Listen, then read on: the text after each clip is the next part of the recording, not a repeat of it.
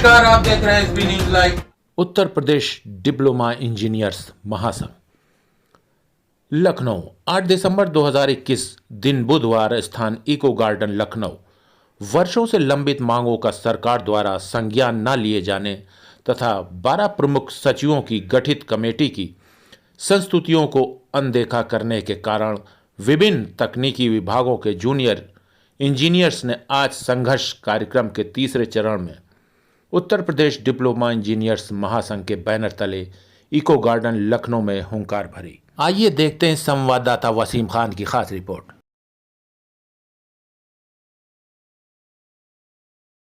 वही ब्यूरोक्रेट अपने शासन में मनमाने तरीके से ऑर्डर्स जारी कर रहे हैं, जिनका खामियाजा कहीं न कहीं अंततः हमारे साथियों को भुगतना पड़ रहा है।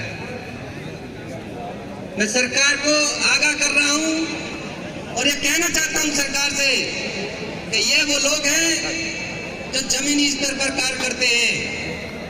इन्हीं के कार्य करने से प्रदेश का सपना जो आप कह रहे हैं आज कि हमने गड्ढा मुक्ति कर दी, हर घर नल से जल पेयजल योजना का कार्य कर रहे हैं, पूरे शहर में अमृत का कार्य चल रहा है, ये सब इन्हीं की बदौलत हो रहा है।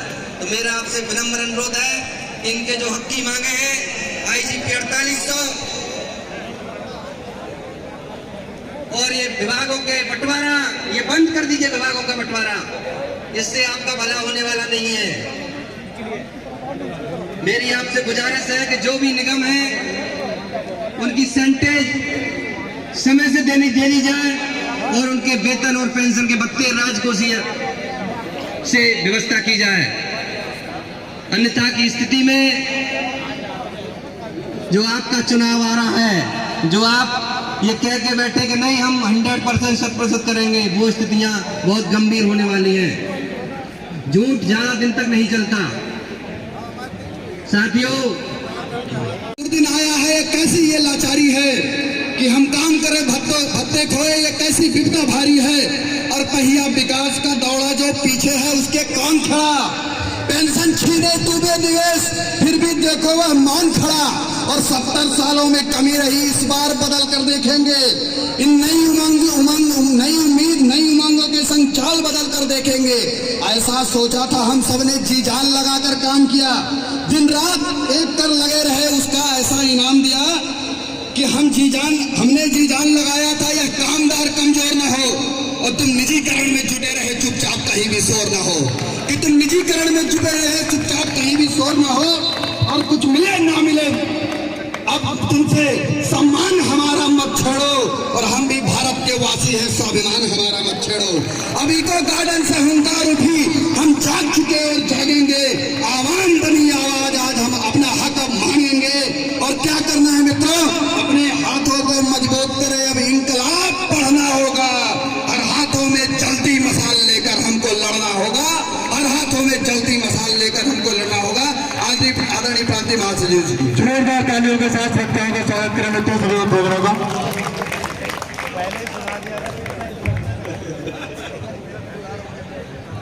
धन्यवाद भाई राजर्षि जी। आज के इस धरना कार्यक्रम की अध्यक्षता कर रहे हमारे सम्मानित अध्यक्ष आदरणीय राकेश कुमार त्यागी साहब। इस धरना कार्यक्रम में हम सभी लोगों का मार्गदर्शन करने के लिए और हमारा उत्साहवर्धन करने के लिए उपस्थित हमारे एफओडे के राष्ट्रीय अध्यक्ष आदरणीय सुधीर पवार साहब, कर्मचारी समुदाय में प्रदेश के इतिहास में जो सबसे महत्वपूर्ण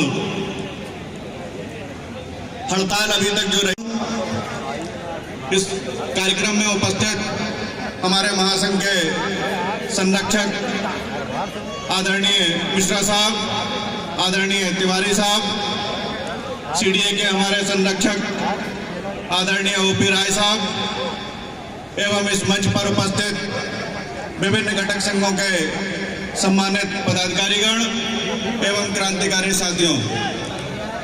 मित्रों, आज का जो हमारा धरना प्रदर्शन कार्यक्रम है, इससे हम लोग भली भांति परिचित हैं और जो मुख्य रूप से जो हमारी मांगे हैं, उन मांगों से भी हम लोग भली भांति परिचित हैं।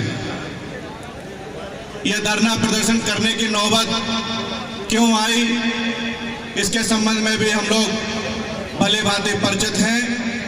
मित्रों, सरकारों से लगातार, चाहे कोई भी सरकार रही हो इस प्रदेश के अंदर, कर्मचारी समुदाय को हमेशा लड़ना पड़ा है, और जब कर्मचारी लड़ा है, लड़ने के उपरांत ही उसे कुछ प्राप्त हुआ है।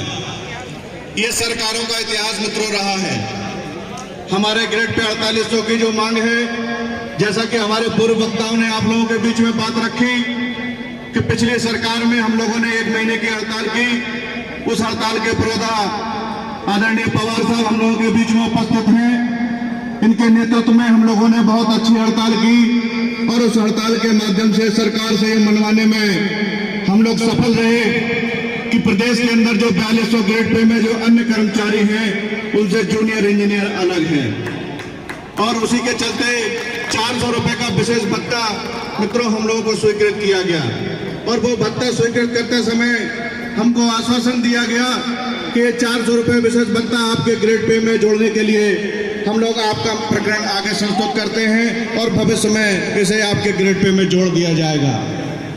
मित्रों, उसके बाद प्रदेश के अंदर सरकार बदली, और ये बीजेपी की सरकार हम लोगों के बीच में आई। इस सरकार के विषय में मित्रों, ये कहने में हमें कहीं कोई गुरेज नहीं कि यह सरकार जब भी प्रदेश के अंदर आई है, उसने कर्मचारियों का उत्पीड़न किया है, कर्मचारियों को दबाया है, कर्मचारियों से छीना है इन्होंने। उसी इतिहास पे चलते हुए ये सरकार से लगातार हमारे पदाधिकारियों की वार्ता का प्रयास भी विफल रहा। तमाम पत्राचार हमारे महासंघ के पदाधिकारियों द्वारा किया गया, लेकिन इस सरकार ने कतई कोई भी मांग हमारे पदाधिकारियों की नहीं सुनी। इस बीच हमारे बीच में कोरोना जैसी एक महामारी उत्पन्न हुई, जिस महामारी ने पूरे संसार में अपना तांडव दिखाया। इससे हमारा देश भी अछूता नहीं रहा, इससे आप सभी लोग भली भांति परिचित हैं।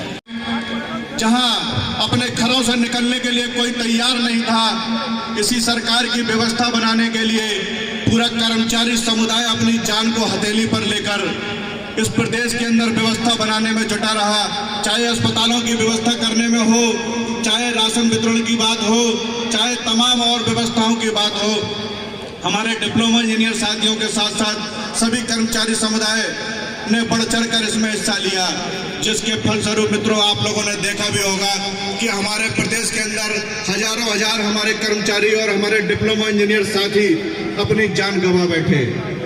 ऐसे समय में जब इस प्रदेश की सरकार को हमारे कर्मचारियों के प्रति सहानुभूति रखना चाहिए थी, उनका उत्साहवर्धन करना चाहिए था, उनकी मांगों को मानना चाहिए था, लेकिन इस सरकार ने कोरोना जैसी आपदा को अवसर में परिवर्तित किया। अवसर में परिवर्तित करते हुए इन्होंने तमाम तरीके के कानूनों की बंदिशें लगाकर हम लोगों को हड़ताल धरना प्रदर्शन से वंचित कर दिया, और इसका फायदा उठाते हुए हमारे डीए को पहले फ्रीज किया, और जो तमाम हमारे भत्ते थे उन भत्तों को पहले फ्रीज किया, उसके बाद उन भत्तों को समाप्त कर दिया। मित्रों, जब इस तरीके की सरकार हमारे बीच में है कि जिन सरकारों से हम लोग उत्साहवर्धन की अपेक्षा रखते हैं, वो कोरोना जैसी महामारी में जहां पूरे संसार में इस तरीके का प्रकोप है, सभी लोग इससे ग्रसित हैं, और इस सरकार ने उस कोरोना जैसी महामारी को भी अवसर बनाते हुए कर्मचारी समुदाय का जो उत्पीड़न किया है, मित्रों, इससे क्रूर सरकार इस प्रदेश के इतिहास में आज तक नहीं हुई है। निश्चित रूप से इस क्रूर सरकार पर हम लोगों को प्रहार करने की आवश्यकता है। जैसा कि हमारे डिप्लोमा इंजीनियर संगठन का इतिहास रहा है, हम लोग जब अंग्रेजों के समय से हमारा संगठन मित्रों है, जब अंग्रेजों से मित्रों हम लोग नहीं दमे, उनके दमन से जब हम लोग वहां नहीं डरे, तो आज की सरकारों में मित्रों इतना दम नहीं है कि हमें झुका सके।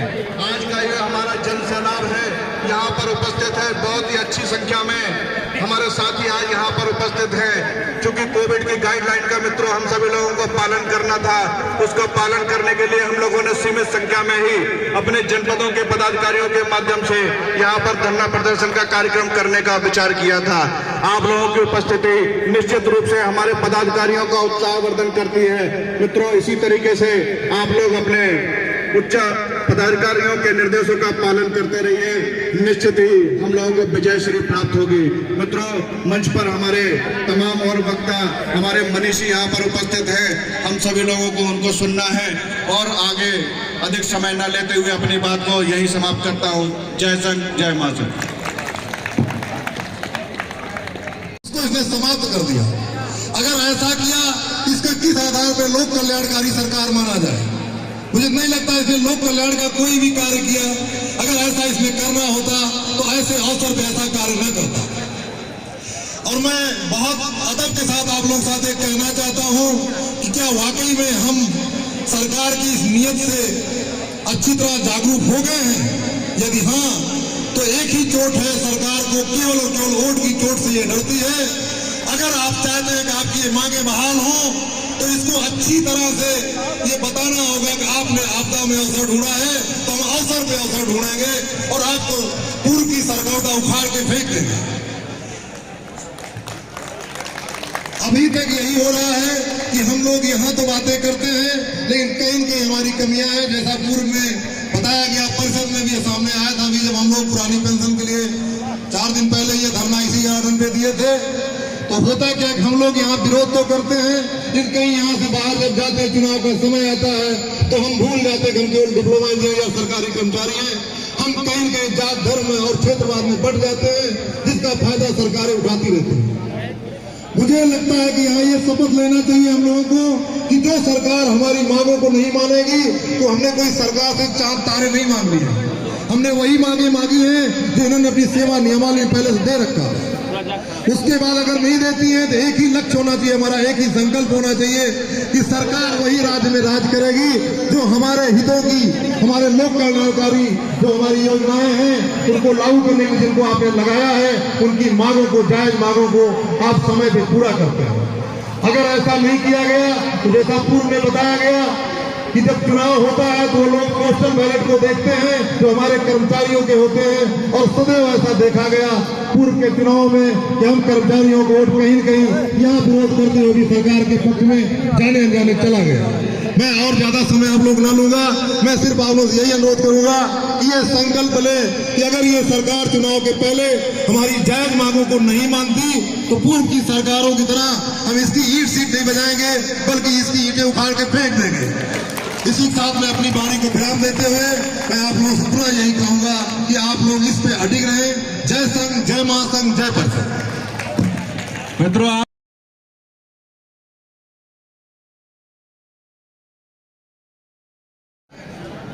की अगुवाई कर रहे उत्तर प्रदेश डिप्लोमा इंजीनियर महासंघ के सम्मानित अध्यक्ष भाई त्यागी जी, उपस्थित सभी सम्मानित संरक्षकगण एवं जुझारू कौम के प्रतीक स्वरूप पूरे प्रदेश से आए हुए सम्मानित साथी, हमारी मांग पत्र में मैं मानता हूं कि जो प्रथम 2 मांगे हैं, पहली मांग आईजीपी 4800 ग्रेड पे यह हमारे सम्मान की मांग है। 400 रुपये 600 रुपये जो मिले थे वह एक धोखा था हम लोगों के साथ, इस सरकार ने उसे भी छीन लिया।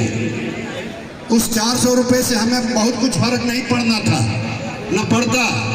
हमें 4800 चाहिए था, हमें हमारा सम्मान चाहिए था, और उसी के लिए हम लोग आगे बढ़ेंगे। दूसरी मांग है हमारे बुढ़ापे की लाठी, पुरानी पेंशन व्यवस्था। यह 2 चीजें हमें किसी भी कीमत पर लेनी होगी। यह सरकार, मेरा मानना है कि ऐसे सुनती नहीं है।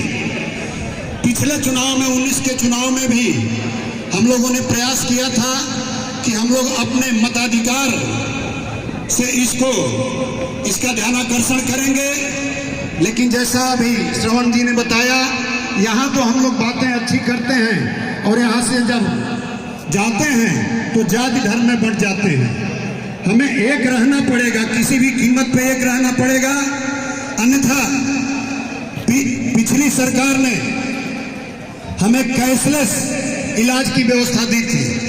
कैशलेस इलाज यानी गंभीर बीमारियों में जिसमें 4-6 लाख से ऊपर 10-20 लाख तक हमारे खर्चे होते हैं और हम सामान्य कर्मचारी उन खर्चों को अपने संसाधनों से पूरा नहीं कर पाते हैं, कर्ज लेते हैं, बाद में वही सरकार हमें लोग वापस करती है, लेकिन उसके लिए हमें 20-25% अन्य खर्चे देने पड़ते हैं। हमारा उत्पीड़न होता है इन्हीं विभागों में। सरकार जब हमें देती ही है तो हम लोगों का मानना था कि हमारा मुफ्त इलाज बड़े बड़े सरकारी अस्पताल या प्राइवेट अस्पतालों में इलाज सरकार कराए और सीधे अस्पतालों को सरकार वह धन उपलब्ध कराए।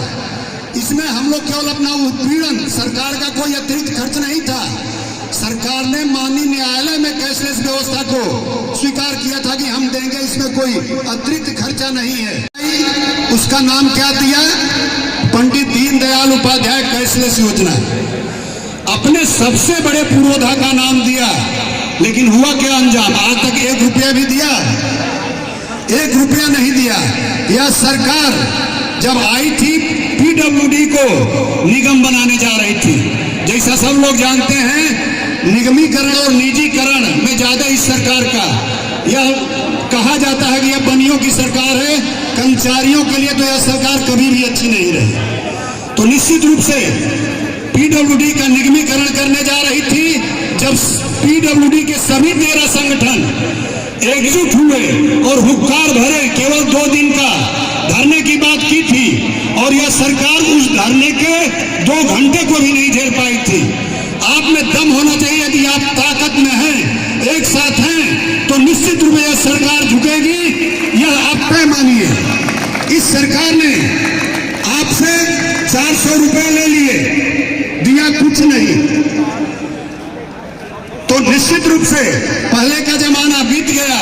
हम लोगों ने पिछले बार 16 में 1 महीने की हड़ताल की थी, तब जाकर के मिला था। और यह सरकार कोरोना के बहाने, मीडिया में आंकड़ा आता है कि कोरोना के बाद अर्थव्यवस्था पहले से भी बहुत अच्छी हो गई, लेकिन सरकार कहाँ मानती है। सरकार ने जो आपको दिया था भत्ते, वो आज तक लौटाने के न मूड में है और न ऐसे देगी। हमारा संपर्क कभी भी ऐसे कुछ भी नहीं पाया है। जब हम लोग प्रोन्नत वेतनमान की बात करते थे, हम लोगों के अगुआ बैठे हैं नीचे, 1974 में 84 दिन की हड़ताल और जेलों में लोग हमारे गए थे। जब हम प्रोन्नत वेतनमान की बात करते थे, तब बाकी संवर्ग हमारे ऊपर हंसता था, ये इनको प्रोन्नत वेतनमान कैसे मिलेगा। हमारे यहाँ एई का न्यूनतम वेतनमान हमारे जेई के अधिकतम वेतनमान से ज्यादा होता था। हमारे पुरोधाओं की सोच थी कि हम लड़ेंगे और पाएंगे। भले ही 74 में हम लोगों ने लड़ा और उसके 15 साल बाद हमें जाकर के मिला। यह हमें सोच रखनी होगी।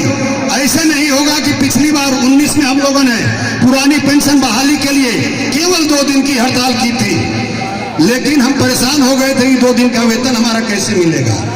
यह हमें धैर्य बनाना होगा। आज हम लोग जो 7600 ग्रेड पे पा रहे हैं, जिस पीढ़ी ने इस लड़ाई को लड़ा था उसको नहीं मिला था। हम लोगों को धैर्य रखना पड़ेगा और सोशल मीडिया से हट करके अपनी उपस्थिति से, क्योंकि लोकतंत्र में आपकी उपस्थिति ही आपकी ताकत है और इसी ताकत से सरकारें डरती हैं। आपको डराना पड़ेगा और जैसा लोगों ने कहा कि हमें तय करना पड़ेगा कि हम यहाँ से जाने के बाद कर्मचारी ही रहेंगे या अपने अपने जाति और धर्म में बंट जाएंगे। हमारी और अधिक खबरें देखने के लिए हमारे YouTube चैनल को अभी सब्सक्राइब करें और बेल आइकन जरूर दबाएं। बिना रुके बिना डरे सच दिखाते हैं।